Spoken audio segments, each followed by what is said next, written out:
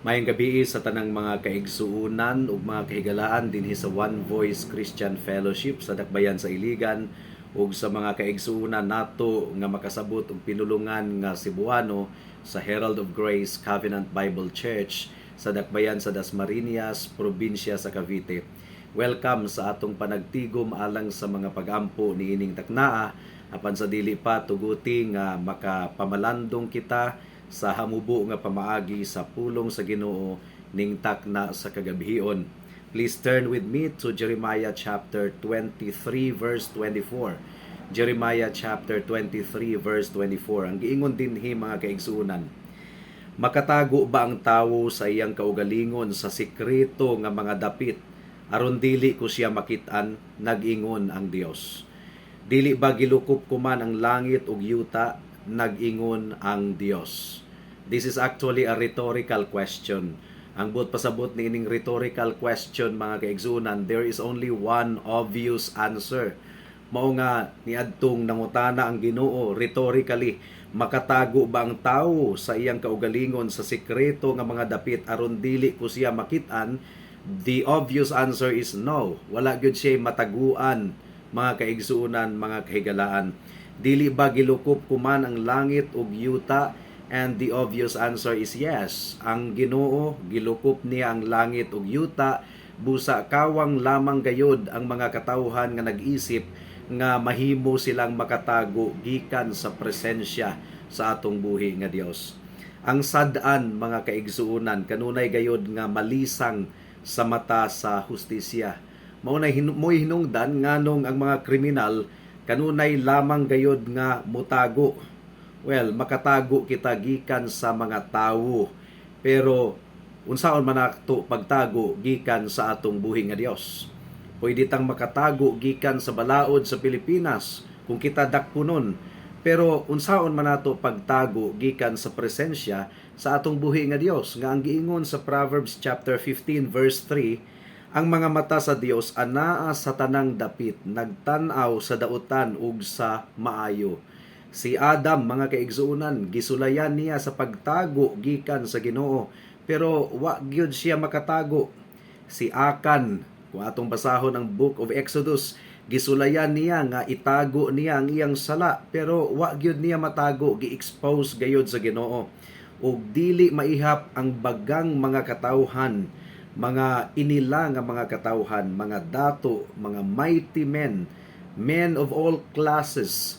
Matud pa sa Book of Revelations, mohangyo sila sa mga bato, sa mga kabungturan, nga taguan sila gikan sa dagway sa anak sa Dios nga naglingkod sa iyang trono. But all is in vain, mga kaigsuunan, mga kahigalaan.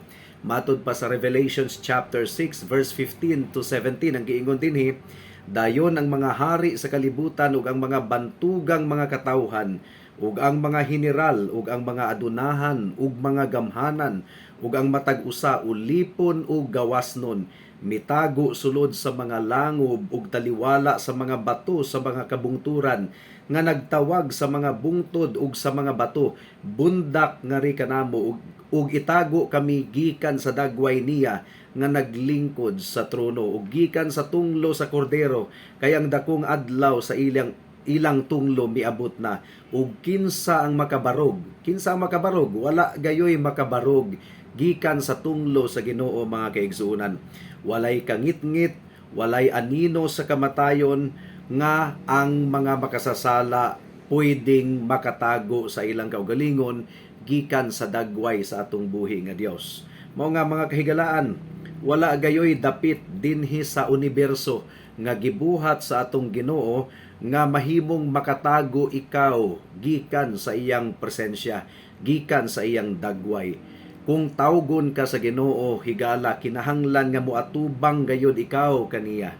Moatubang ikaw kaniya nga gi-expose ang tanan nimong mga binuhatan. Ug kinahanglan nga tubagon nato, atong tubagon ang tanang mga sala nga atong nahimo sa hunahuna, sa pulong, sa buhat, manubag kitang tanan mga kaigsuunan. Ang giingon sa Ecclesiastes chapter 12 verse 13 and 14, For God shall bring every work into judgment with every secret thing, bisan pang mga butang nga tinago, whether it be good or whether it be evil. Mao nga imagina kanang adlaw sa adlaw sa paghukom, higala. Imagina, out of millions of people nga nagbarug at tubangan sa Ginoo, God will call you out by your name. Tawgon ikaw sa Ginoo and you must stand alone before Him. Aron iyang hukman, higala. Hunahunaa ka ng adlaw kung ang kasaysayan sa imong kinabuhi i-review sa atong buhi nga Dios upon the sight of all people in the world, ug i-require ikaw niya nga manubag sa tanan nga imong gibuhat sa matag adlaw, matag oras, matag minuto sa imong kinabuhi.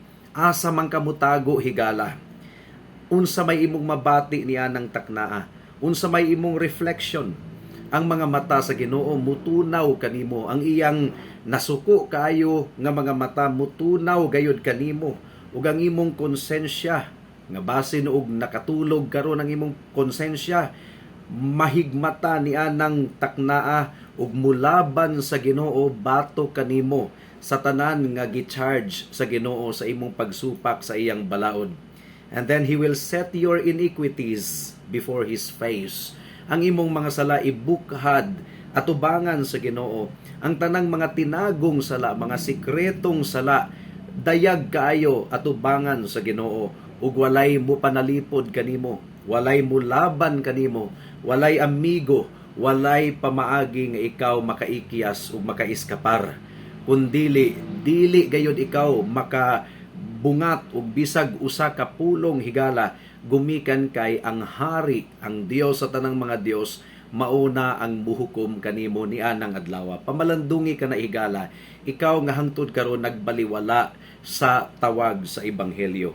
Ang giingon sa Psalm chapter 139 verse 7 hangtod sa verse 12, ang giingon dinhi, asa ko makatago gikan sa imong espiritu, o asa ako makaikyas gikan sa imong presensya. Kung musaka ako sa langit, atuay ikaw didto. Kung muhigda ako sa Siol, atuay ikaw didto.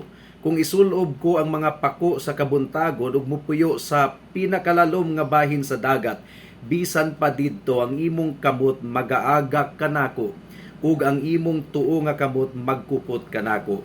Kung muingon ako, siguro gayod nga ang kangit-ngit mutabon kanako, ug ang kahayag sa akong palibot mahimong gabii. Bisan pa ang kangit-ngit, dili ngit-ngit alang nimo. Ang gabii hayag sama sa adlaw, kay ang kangit-ngit susama ra sa kahayag alang kanimo. So ang question ni Haring David, asa kuno kita mutago gikan sa atong buhi nga Dios? Well, asa pa man day kita mutago? Mutago kita sa pagkamatarong sa atong Ginoong Hesukristo. Mutago kita sa iyang dugo. Ang iyang dugo lamang ang bugtong pamaagi, aron mahinluan kita gikan sa atong mga sala.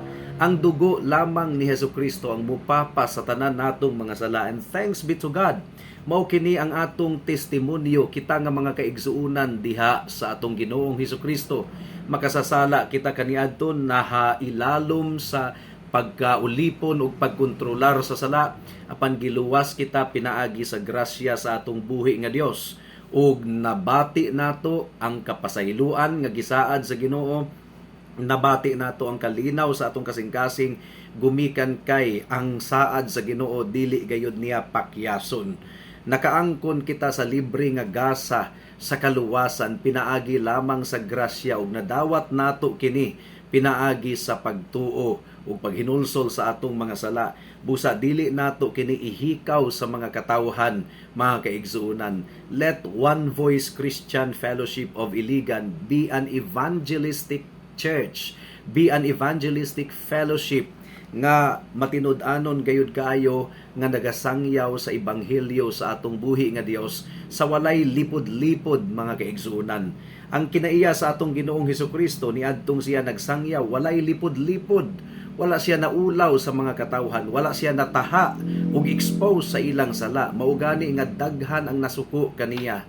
Ug kung dunay mo react sa atong pagpangwali sa ebanghelyo, dili na nato kana bali-balihon Ang importante mga kaigsunan, mahimo kitang matinud-anon sa Ebanghelyo sumala sa nahasulat sa Biblia. Ebanghelyo nga nag-expose sa sala sa mga katawhan ug ebanghelyo nga nagapresentar usab sa kasulbaran sa sala nga mao ang dugo ug pagkamatarong sa atong Ginoong Hesukristo. So asa man ta motago aron kita makalikay sa tunglo ug kapungot sa Dios ug sa iyang paghukom, mutago kita sa dugo ni Hesukristo, mutago kita sa iyang pagkamatarong. Munay hinungdan nganong atong ginakanta ang himno, Rock of Ages, cleft for me, let me hide myself in thee. Gumikan kay ang basihan sa atong kaluwasan ang dugo lamang ug pagkamatarong sa atong Ginoong Hesukristo. Sa atong prayer meeting niining gabiuna, padayon kita nga muampo sa Ginoo, muyang nguungo kaniya aron luwason niya ang atong mga higala, ang atong mga family members nga hangtod karon nahailalom paghihapon sa pagkaulipon sa sala, hangtod karon wala gihapon nangalagad sa Ginoo ug nagasunod gihapon sa pattern sa kalibutan ug pattern sa kasalanan. Atong iampo sila mga kaigsuunan nga tandugon sila sa Ginoo. Ato usab nga iampo nga gamiton kita sa Ginoo alang kanila. We just have to open our mouth. We just have to start our conversation with them, proclaiming the gospel of God's saving grace in the Lord Jesus Christ to them. Let us just do it. Gumikan kay mulabay ang pipila ka mga katuigan, matapos na po ang 2023, basin og wala pagihapon kita nakasangyaw ngadto sa mga katawhan mahitungod sa kaluwasan nga atong nadawat nga libre gikan sa atong buhi nga Dios. And may the Holy Spirit enable us and empower us to do it. So sa atong prayer meeting karon, while we are praying for the lost souls, let us also pray for ourselves nga mahimo kitang equipped nga musangyaw sa maayong balita sa Ebanghelyo. Magampo kita. Salamat o Dios sa imong mensahe niining taknaa ug padayon namong gipangaliya nga imong patubuon ang buluhaton dinhi sa Iligan nga kaming tanan mahimong conformed into the image of your Son Jesus Christ, mahimong makugihon sa pagkabot sa mga katawhan aron dadon sila sa tiilan sa among Ginoong Hesukristo. Ug tabangi usab kami sa mga pag-ampo niining taknaa. In Jesus' name we pray. Amen. Daghang salamat sa pagpamati sa hamubong pamalandong sa pulong sa Ginoo. God bless us all.